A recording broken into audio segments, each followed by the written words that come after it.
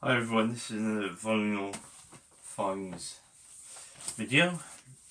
So, I have this pile of records which I've bought over the past couple of months. Unfortunately, I've not been able to sort of go to any record stores, so most of these are like reissues. But hopefully I hope to go crate digging soon.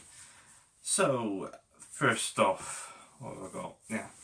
Been listening to a lot of Crowded House recently. I've got Temple of Lowmen on vinyl, which was their second album, and got Woodface, which was their, I think, the follow-up to that. Yeah, this is the best one of the bunch. This is one where Tim Finn joined the band, the brother of Neil, and the two of them collaborated.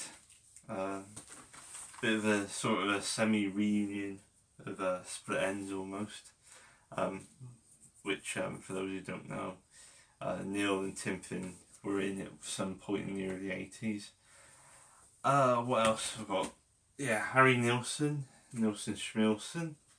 Yeah, I bought this one because it was cheap.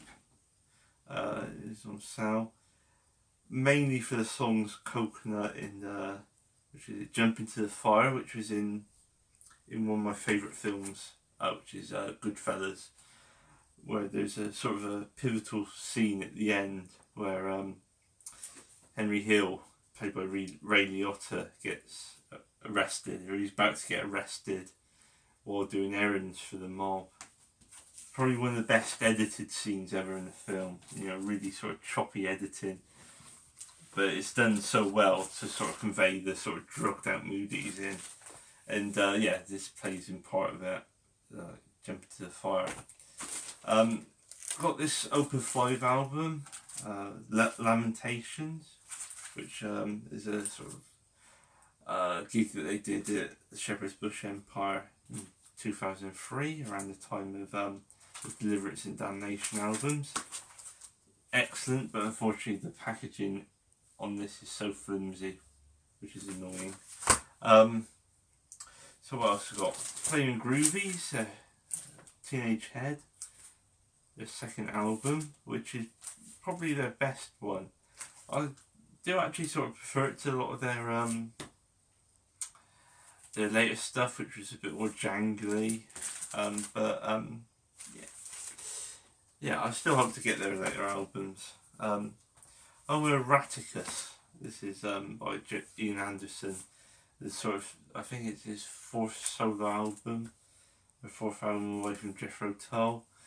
Yeah, a lot of people don't seem to like this, but I've always had a soft spot for it, in spite of its faults.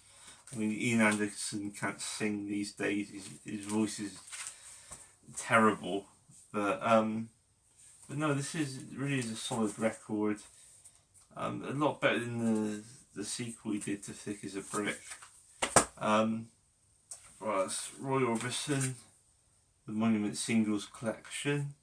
This is an excellent collection of sort of all the A-sides and B-sides from his time at Monument, where obviously he had most of his biggest hits. So there's a hell of a lot of great stuff here. And even the B-sides, there's some really, really great stuff.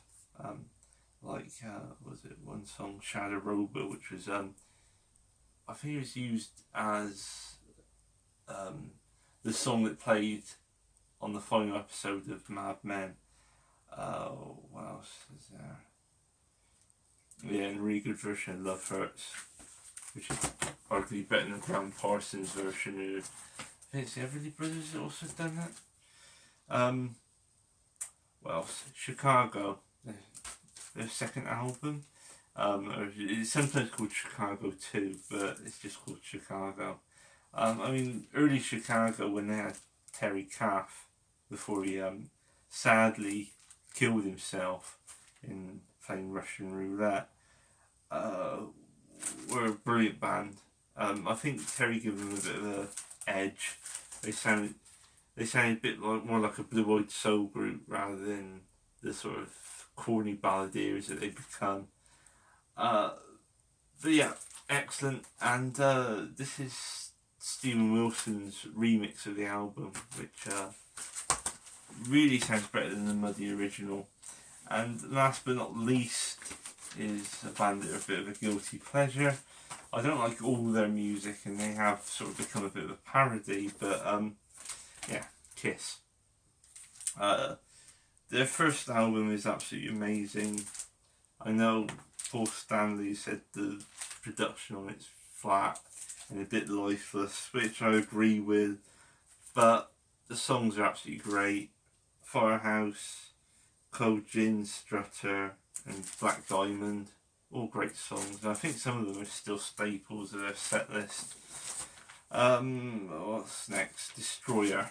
This is the resurrected version of it, which I think is remixed from 2012, I think. It was done for the sort of 35th anniversary, something like that. Yeah, this album is one I have a love-hate relationship with. It's the production on it's bonkers. I think it's Bob Ezrin at his most indulgent as a producer. You get children's choruses, you get children screaming nonsense in the background with God of Thunder.